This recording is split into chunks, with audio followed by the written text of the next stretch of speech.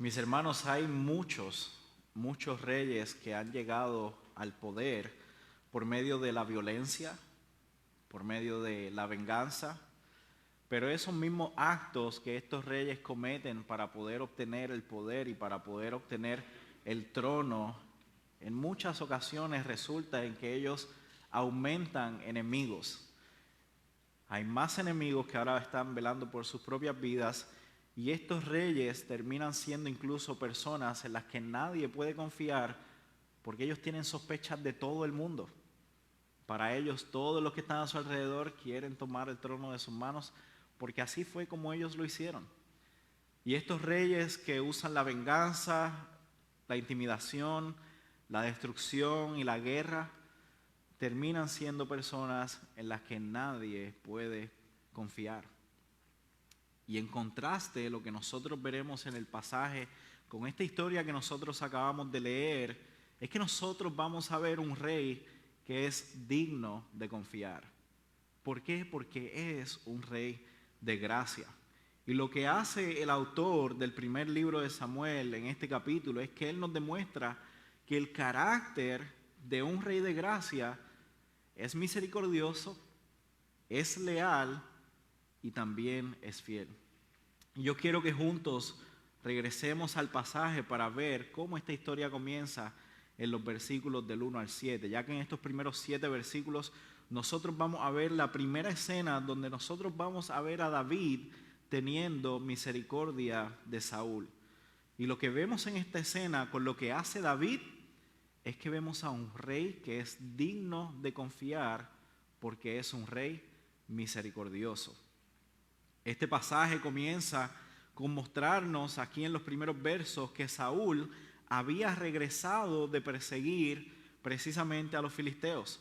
Porque si recordamos la semana pasada, cuando aparentemente ya Saúl tenía a David en sus manos, lo tenía completamente arrinconado, Saúl tuvo que poner en pausa esa persecución porque él tenía que regresar ahora a donde estaba su pueblo, porque los filisteos habían comenzado a atacarlos allá donde estaba el pueblo reunido.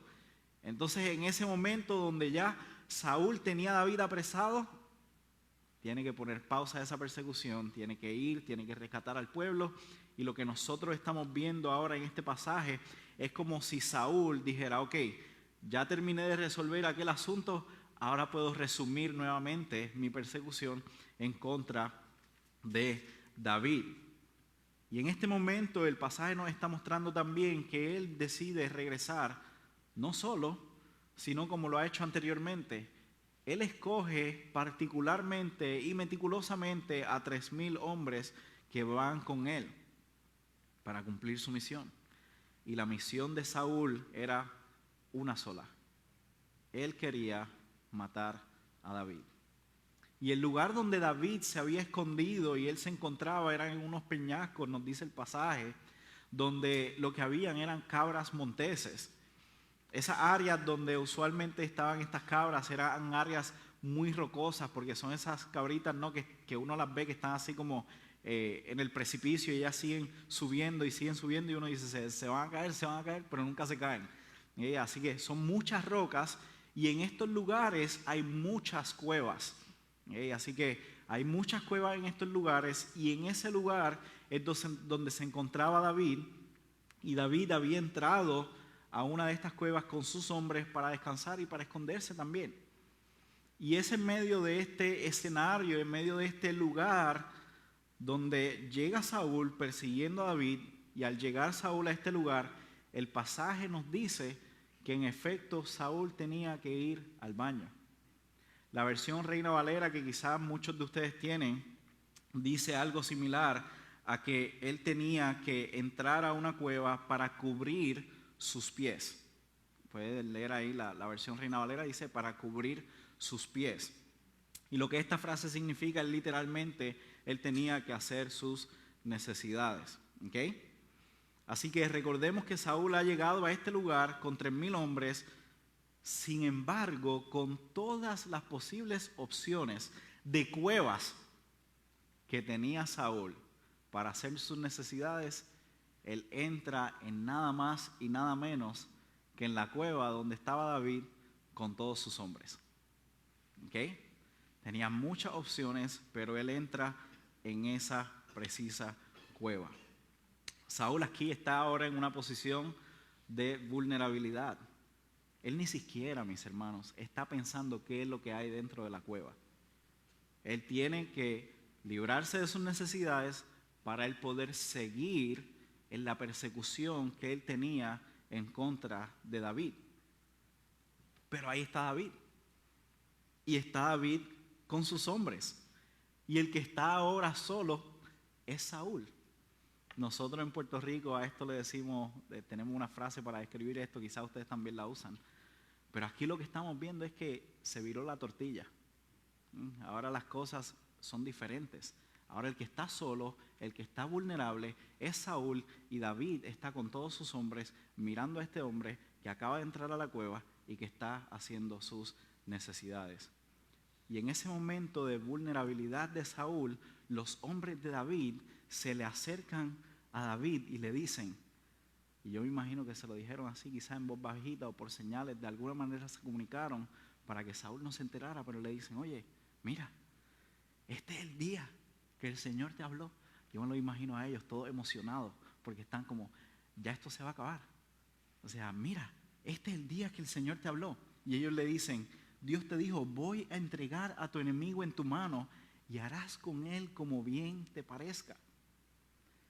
Y David en este punto, mis hermanos, lo que esperaríamos es que simplemente él lo que tenía que hacer era levantar su espada, ir y tomar la vida de Saúl en venganza por lo que él había querido hacerle.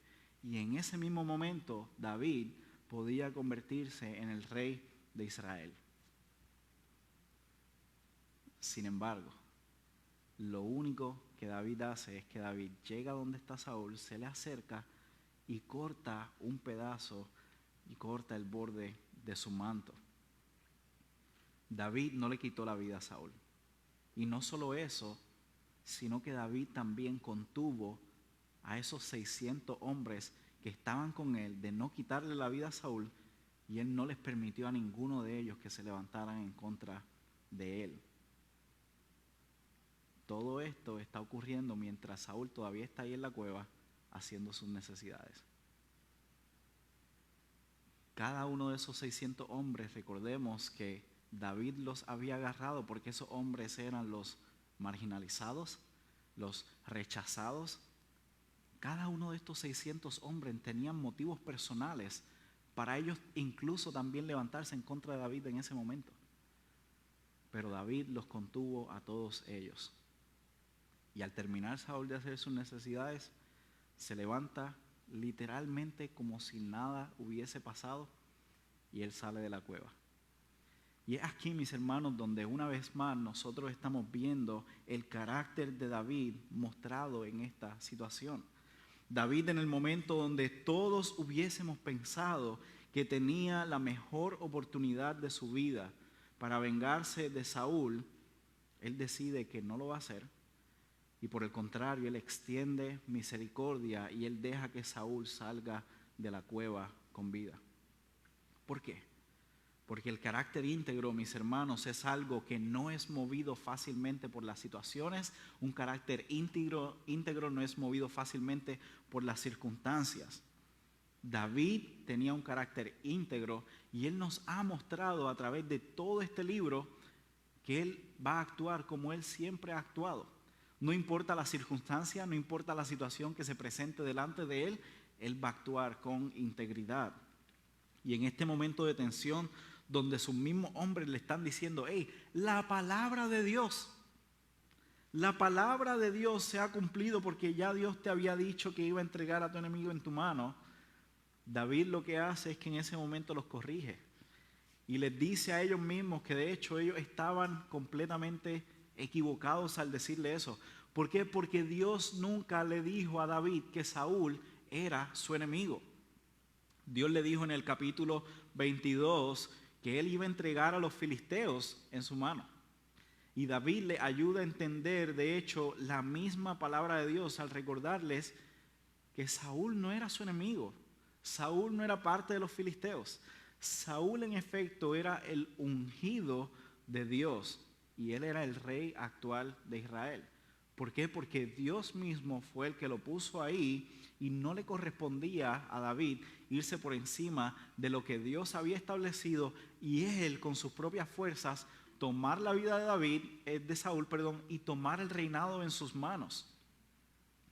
Y esto nos debe animar, mis hermanos, a que como iglesia nosotros veamos la importancia de entender correctamente la palabra de Dios.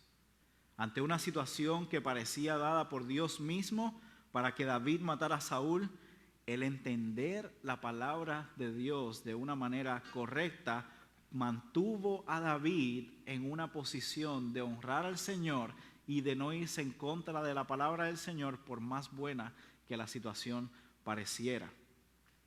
Y esto, mis hermanos, nos puede pasar a nosotros también frecuentemente y diariamente. Nos puede pasar a nosotros con nuestra familia si alguien de repente en nuestro hogar incluso nos ofende y nosotros después vemos la oportunidad en la que podemos sacar en cara esa ofensa y podemos entonces comenzar a menospreciar a aquellos que viven incluso en nuestro propio hogar o son nuestros familiares o nuestros amigos. ¿Qué vamos a hacer ante esas oportunidades? Porque pueden parecer muy buenas. Aquí te agarré. Ahora yo te voy a hacer sentir lo que tú me hiciste sentir a mí. Sin embargo, mis hermanos, lo que nosotros debemos entender es que nosotros debemos ser fieles a la palabra del Señor. Y nosotros podemos mencionar muchísimas situaciones donde si nosotros miramos solamente la situación y nos enfocamos solamente en la circunstancia y no en lo que Dios demanda de nosotros por medio de su palabra, nosotros mismos podemos terminar tomando decisiones que nos van a alejar de la voluntad de Dios porque estamos pensando solamente en nosotros. Porque estamos pensando en exaltarnos a nosotros mismos, porque estamos pensando en velar por nuestros intereses y no por honrar al Señor en medio de esa circunstancia. Y de una manera particular, David lo que hace con esto es descansar, de hecho, en lo que Dios sí ya le había mencionado.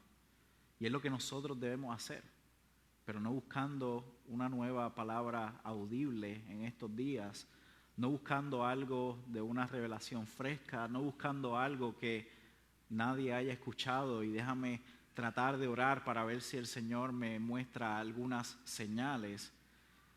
Mis hermanos, ya nosotros tenemos el consejo de Dios. Ya nosotros tenemos la palabra profética más segura a la que hacemos bien en prestar atención. Y esto es lo que nosotros debemos hacer, mis hermanos. Por eso es que les animo y les exhorto a que ustedes puedan seguir asistiendo a la escuela dominical, donde nosotros estamos aprendiendo y creciendo en la palabra de Dios. También les ruego que asistan los miércoles en la noche a los servicios que tenemos los miércoles en la noche, porque estamos de hecho discutiendo esto mismo. Estamos discutiendo el sermón y viendo cómo de manera personal y de manera congregacional la palabra de Dios sigue obrando y continuará obrando en nuestra vida. Así que si tú no has estado asistiendo a estos servicios o a estas ofertas que tenemos como iglesia, yo te exhorto a que no pierdas ninguno de estos tiempos, porque van a seguir llegando situaciones a tu vida, van a seguir llegando circunstancias. Y la idea no es que tú salgas corriendo cuando aparece la circunstancia, cuando aparece la situación, para entonces ver qué yo voy a hacer. Sino la idea es que nos equipemos en la palabra del Señor para que cuando la circunstancia llegue a nuestra vida, que como quiera van a llegar, ya yo estoy equipado con la palabra del Señor. Y ya yo sé qué es lo que yo voy a responder. Y no salgo ajorado a buscar aquí en la parte de atrás de mi Biblia para decir, oh, aquí me habla acerca de el perdón porque alguien me hizo algo, entonces déjame ver qué tengo que hacer ahora. No, sino que constantemente estoy viviendo en la palabra del Señor y cuando llegue esa situación, yo no solamente voy a saber qué hacer, sino que también lo voy a hacer con un carácter misericordioso. Y lo voy a hacer con una actitud que honra y glorifica al Señor. Pero de igual manera, si un hermano también se acerca a ti o se acerca a mí para pedirnos un consejo. Cuando nos están pidiendo un consejo, yo sé que esto quizás no pasa en este lugar porque nosotros solamente damos consejos cuando nos piden, ¿cierto? Nosotros no damos nuestro consejo cuando no nos lo están pidiendo, así que esto quizás no aplica tanto a nosotros. Esto en otros sitios, ¿okay? De hecho, le pueden preguntar a mi esposa que yo no le doy consejos a ella cuando no me los pide, para nada, en lo absoluto. Pero cuando alguien se acerca a pedirnos un consejo, mis hermanos, ¿cómo vamos a responder? ¿Responderemos con la palabra de Dios? ¿O vamos a responder diciendo, pues mira, yo pienso, pues mira, yo opino, pues mira, yo creo? El vivir en la palabra del Señor como iglesia nos va a ayudar a que nuestra respuesta inicial a esa persona que nos está pidiendo un consejo ante una situación en la que no sabe qué va a hacer, nuestra respuesta debe comenzar diciendo, la palabra del Señor nos dice. El Señor, por medio de su consejo, nos ayuda a entender esta situación de esta manera. El Señor ya ha hablado. Vamos a ver qué es lo que Él nos tiene que decir. El Señor ya tiene una palabra para nosotros. Vayamos a la Biblia juntos y vamos a ver cómo entonces tenemos que responder. Y de esa manera, mis hermanos, nosotros nos vamos a asegurar de que ante cualquier situación, por más buena o mala que parezca, nosotros vamos a poder honrar al Señor porque vamos a estar caminando en obediencia y no conforme a nuestras emociones. Y eso, mis hermanos, va a ir formando nuestro carácter. Y es aquí donde también nosotros vemos que David nos está mostrando cuál es ese carácter que tiene un rey digno de confianza. Porque un rey digno de confianza, como decíamos al principio, no puede ser un guerrero que busca venganza, sino que el rey, y en este caso más específico, el rey del pueblo de Dios, lo que debe hacer es extender misericordia, debe extender amor, debe extender gracia. Y esto siempre ha sido cierto para Dios, porque desde el principio Él le prometió a Abraham un pueblo, una nación, y Él le prometió también que por medio de su pueblo, por medio de esta gran nación y a través del rey que Él le iba a dar a esta nación, todas las naciones iban a ser bendecidas. ¿Okay? Pero a pesar de que David nos muestra esta realidad con un carácter misericordioso, nosotros podemos leer más adelante la historia y ver que él mismo fue un hombre que más adelante termina con la vida de un hombre inocente. Y no extiende misericordia en un caso más adelante.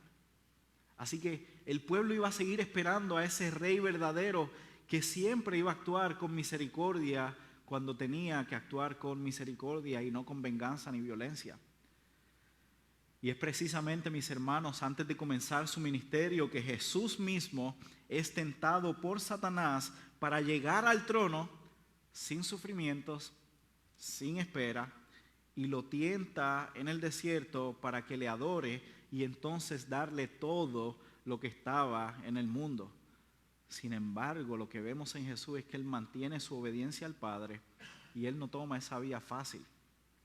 Me compartía el pastor Víctor esta semana que leyó del pastor Tim Chester que David fue quien pudo haber utilizado aquí un control remoto. David simplemente pudo haberle dado el botón de adelantar esta parte en su vida, tomando la espada, quitándole la vida a Saúl, y de esa manera él pasaba todo lo que estaba sucediendo. Así como nosotros a veces adelantamos los anuncios, nos saltamos esas partes aburridas o que no queremos ver en la televisión. Sin embargo, vemos en David que no es lo que hace. Y también vemos en Jesús precisamente lo mismo con su vida al no tomar la oferta de Satanás para postrarse y adorarle y tomar las cosas de manera fácil. Y nosotros, mis hermanos, debemos tener cuidado de no estar dándole para adelante con el control remoto a todo lo que está ocurriendo en nuestra vida.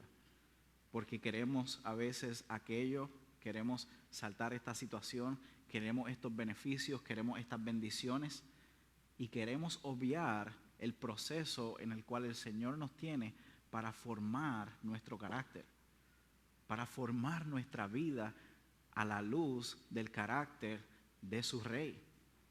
Así que mis hermanos, les recuerdo que aquí nosotros estamos viendo a un rey digno de confianza, y la manera en la que nosotros confiamos en ese rey que extiende misericordia es haciendo lo que él hizo y siguiendo su ejemplo. Así que no evitemos el sufrimiento cuando viene de parte de Dios, porque es en ese dolor y en esas lágrimas que Él va a continuar forjando nuestro carácter. También cuando nosotros vemos la vida de Jesús, no solamente le enseñó esta verdad acerca de seguir la tarea que Él tenía que hacer y de extender misericordia, sino que ese fue el mismo propósito por el cual Él vino a este mundo. No solo dijo con sus palabras, sino que luego lo demuestra en la cruz.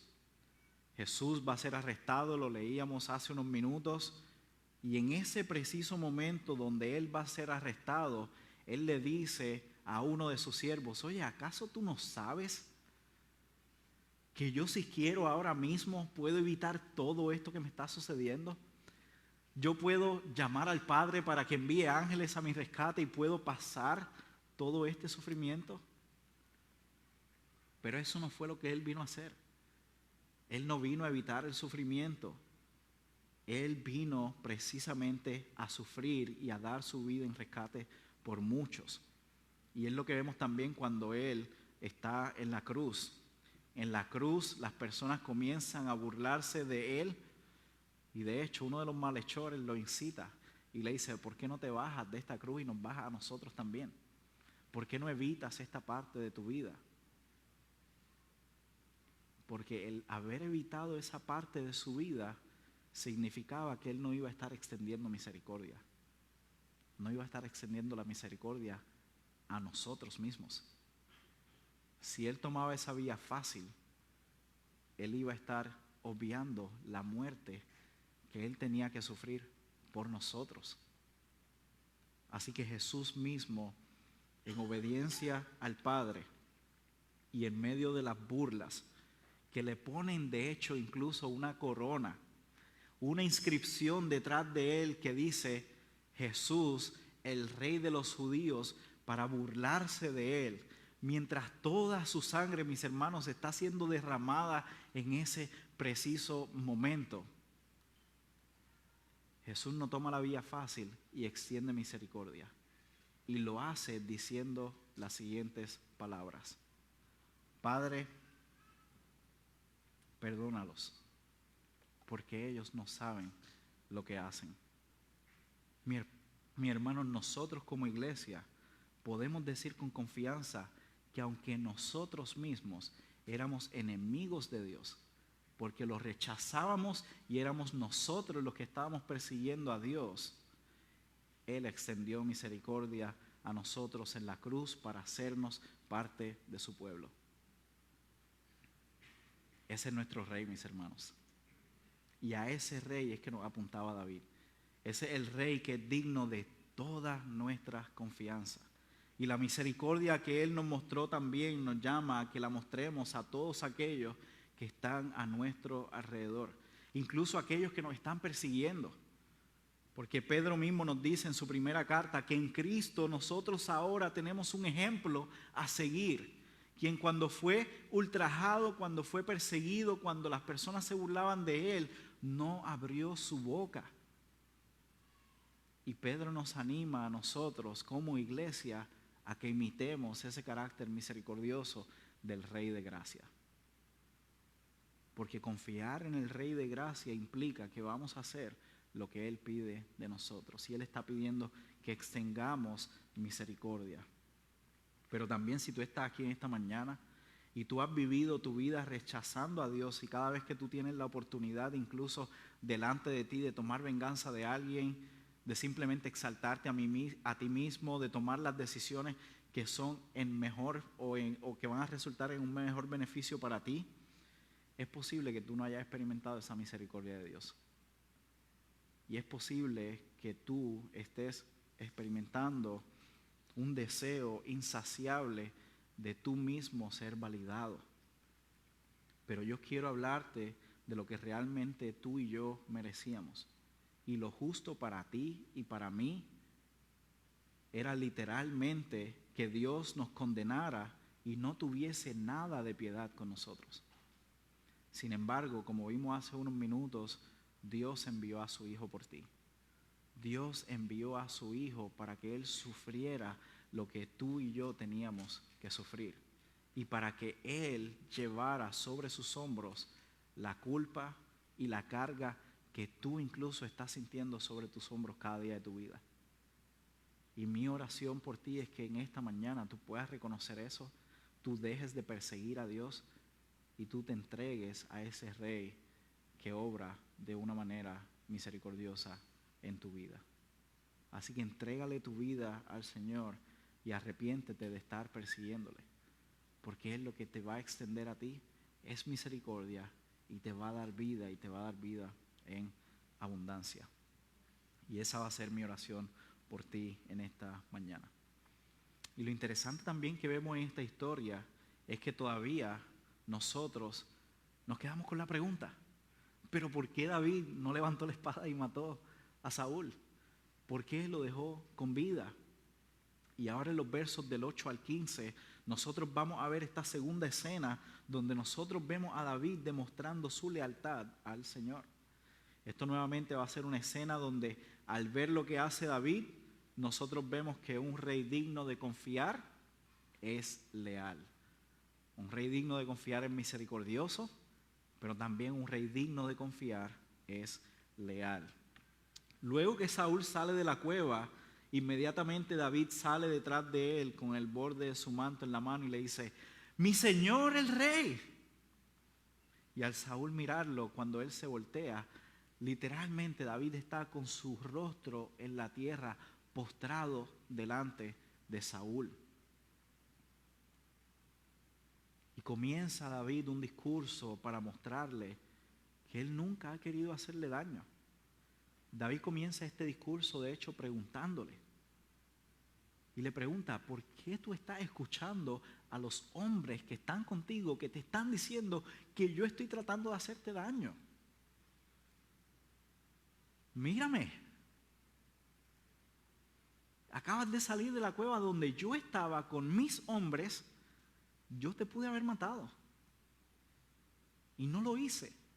¿Por qué estás escuchando a esos hombres?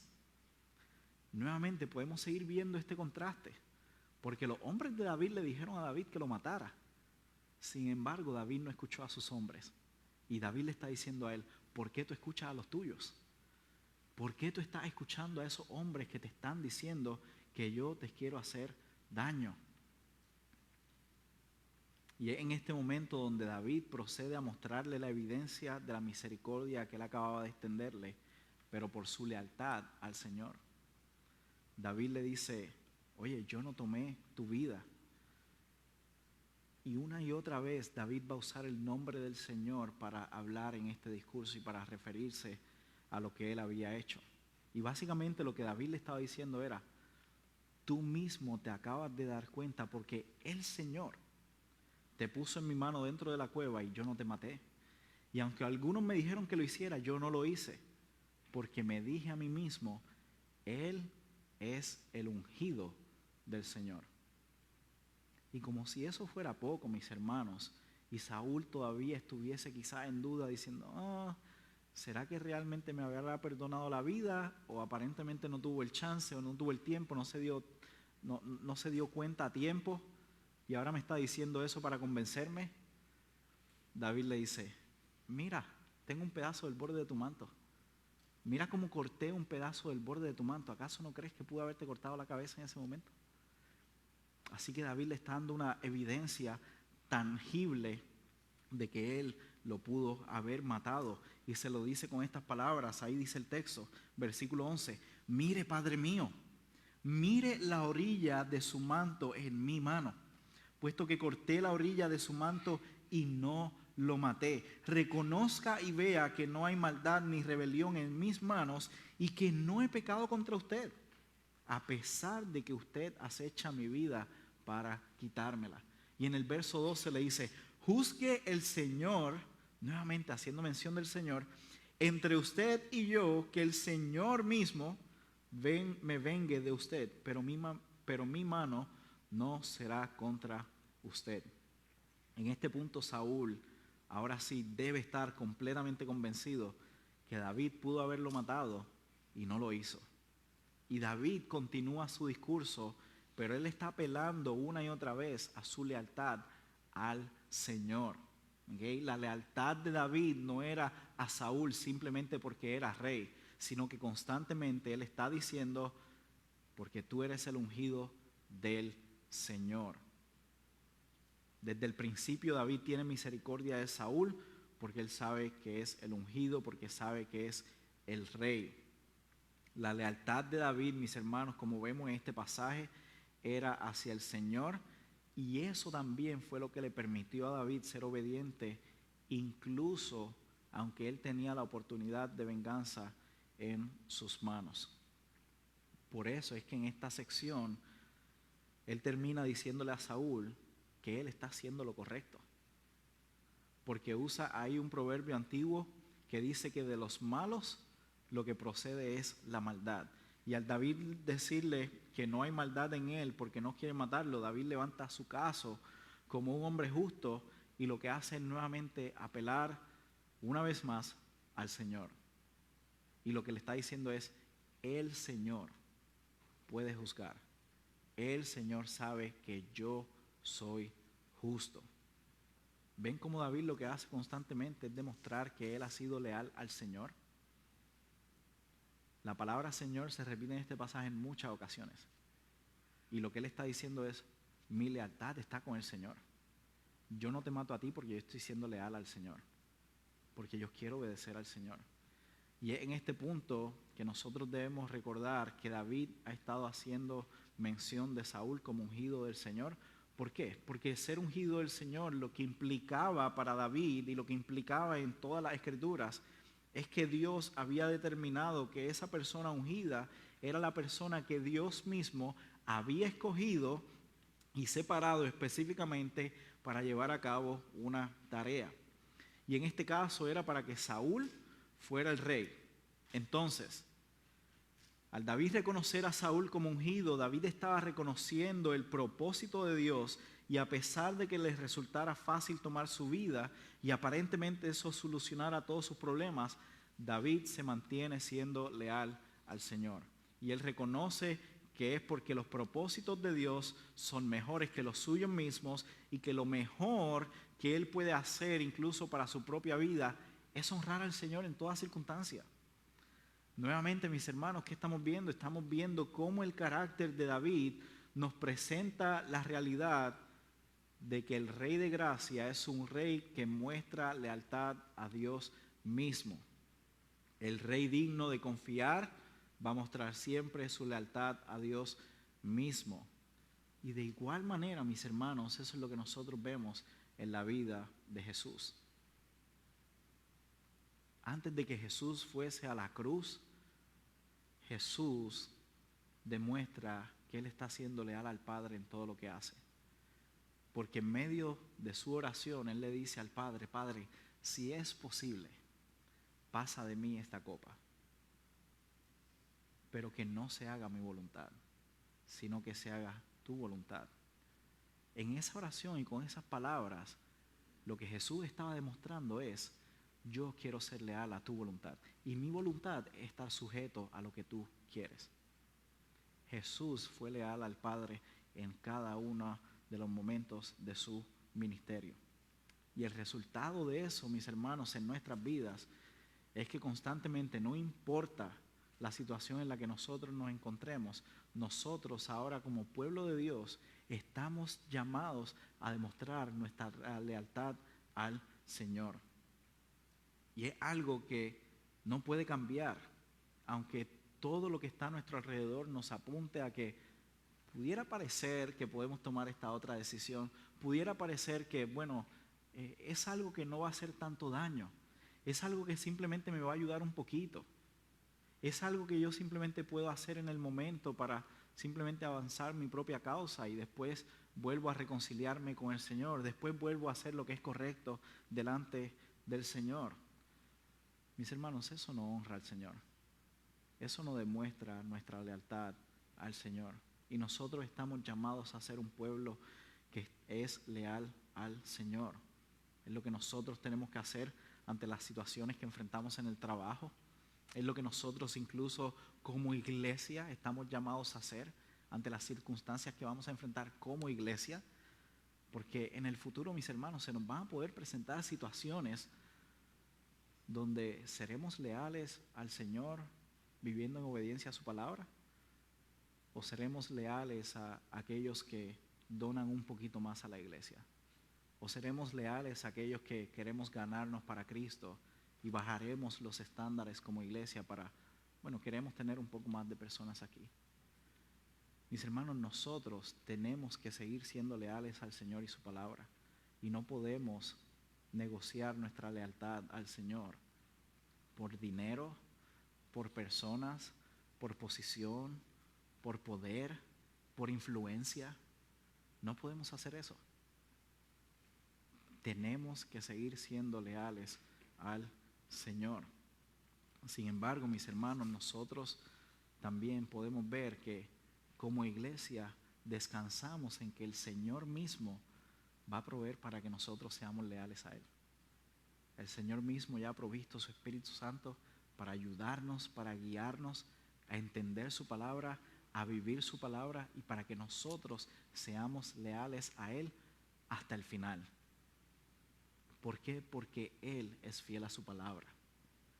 Y es lo que David incluso nos muestra en esta última sección del pasaje, los versos del 16 al 22. Ahora nosotros vamos a ver una tercera escena. Es como si la cámara que estaba mirando a David, ahora esa cámara se gira y se voltea y ahora estamos mirando a Saúl. ¿Qué vas a hacer, Saúl? ¿Cómo respondes ante la vida tuya corrió peligro y David te perdonó? ¿Qué vas a hacer, Saúl? Y ante el discurso que le da Saúl a David, lo que vemos en esta sección es nuevamente el carácter de David resaltando en medio de estas palabras. Porque David ahora se va a mostrar como un rey que es fiel a lo que él dice que va a hacer. Y en contraste de lo que Saúl mismo ha estado diciendo anteriormente, Saúl mismo le dijo a David, no te voy a matar más, o sea, voy a dejar de perseguirte, todo tranquilo, o sea, no te voy a hacer daño, pero una vez vuelve y trata de buscar su vida. Nosotros vamos a ver que David sigue resaltando al ser el rey fiel a diferencia de Saúl. La respuesta que nosotros vemos en los versículos del 16 al 20 básicamente es de Saúl siendo lo que por fin estamos esperando de Saúl. Saúl básicamente, me imagino yo, avergonzado, como diciendo, como también decimos acá en Latinoamérica, o sea, que la tierra se abra y que me trague. Esa era más o menos la postura que ahora tenía Saúl ante lo que él acaba de ver con sus propios ojos. Ante ver el pedazo de su manto en la mano de David, Saúl lo que está diciendo es, trágame tierra, escúpeme en otro sitio, sácame de esta situación, Señor. Porque lo que le dice a David es lo siguiente, le dice, ¿es esta tu voz, David, hijo mío? Y yo me imagino que esa pregunta fue una pregunta con una voz aterrada, diciendo, nuevamente fui agarrado con las manos en la masa, haciendo lo que no debía haber hecho. Y él le sigue diciendo y le dice, eres más justo que yo, porque tú me has tratado bien, mientras que yo te he tratado con maldad. Saúl procede a reconocer y afirmar todas las palabras que David le acababa de compartir. Incluso le menciona que por no haber tomado su vida, le dice, hoy sé que tú vas a ser el rey. Mis hermanos, esta es la respuesta que hemos estado esperando de Saúl. Aparentemente él está reconociendo, él está entendiendo lo que debió haber entendido hace unos capítulos atrás. Y en este reconocimiento que Saúl le hace una petición a David. Y vean cómo incluso aparentemente, y sabemos que es de manera momentánea porque Saúl más adelante nuevamente vuelve a cambiar su postura, porque recuerden, él no era un rey fiel, él no era un rey que mantenía su palabra, y más adelante vuelve al acecho en contra de David. Pero en este momento, en esta situación, que Saúl le dice a David y le hace una petición. Luego que vio que David no lo mató, le dice, júrame por el Señor. Júrame por el Señor. Él le está suplicando, él le está rogando, y lo que le dice es que él no quiere que David mate a su descendencia y que David no borre el nombre de Saúl de la casa de su padre. Y lo que nosotros vemos aquí es que la respuesta de David ante esa petición de ese juramento nos va a demostrar ese carácter fiel de un rey de gracia. ¿Por qué? Porque David termina esta sección diciéndole, sí, yo te juro que no voy a hacer eso. Y si nosotros continuamos la lectura de este libro, nosotros nos damos cuenta más adelante que David en efecto guarda esa promesa, guarda ese juramento que él le hizo, porque también ya era el pacto que él había hecho con Jonatán. Recuerden que Jonatán era el hijo de Saúl y ya él le había dicho a Jonatán, Jonatán, yo voy a siempre tener misericordia de ustedes. Yo no me voy a levantar en contra de su familia. Y Saúl con esta petición lo que hace es nuevamente validar que David es un hombre fiel. Mis hermanos, estamos viendo a un rey que es digno de confianza porque los pactos y juramentos que hace los cumple. Y Dios a través de la vida de David nos demuestra que ese rey verdadero, que incluso más adelante él le promete a David en el segundo libro de Samuel capítulo 7, va a ser un rey que va a cumplir todas sus promesas. Va a ser un rey que va a ser completamente fiel. Y principalmente, mis hermanos, la promesa que nos hizo ese rey, sabiendo que ese rey es Jesús, fue que nosotros íbamos a disfrutar de una vida en abundancia, de una vida eterna, al creer en Él. Y mis hermanos, ya lo estamos disfrutando. ¿Ha sido fiel el Señor a esa promesa? Amén. El Señor ya ha sido fiel a sus promesas. Y nosotros al día de hoy estamos experimentando la fidelidad de ese Rey de gracia. Y la evidencia que nosotros tenemos de esto es que Él resucitó, y asimismo como Él resucitó, Él regresará por nosotros. Y mis hermanos, recuerden, Él es fiel a sus promesas. Por eso es que Él es digno de confiar. Nuestro Rey es un Rey que es digno de confiar, y mientras Él regresa por nosotros, nosotros tenemos que estar convencidos de que Él está intercediendo por nosotros constantemente, porque también esa fue otra promesa que Él nos hizo a nosotros, que en lo que Él regresa por nosotros, Él va a interceder por nosotros insaciablemente. ¿Para qué? Para que nosotros permanezcamos firmes hasta que Él regrese por nosotros.